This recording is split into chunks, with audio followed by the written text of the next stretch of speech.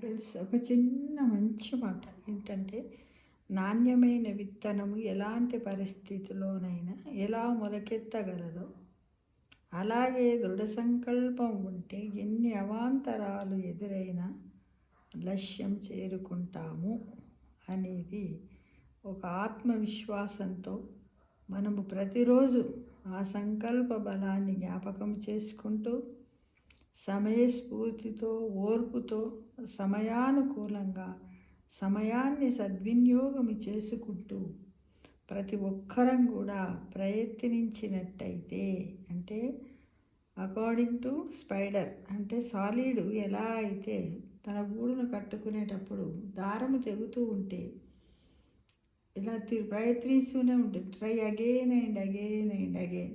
లాస్ట్కు తను ఒక గూడును అందమైనటువంటి సన్నని, మన కంటికి ఎంత అంటే చాలా పలచనైనటువంటి అందమైనటువంటి ఒక గూడుని ఏ విధంగా అయితే తన అల్లుకుంటుందో, ఒక బెస్ట్ ఇంజనీర్ ఎవరు అంటే సాలిడ్ అని కూడా చెప్పవచ్చు.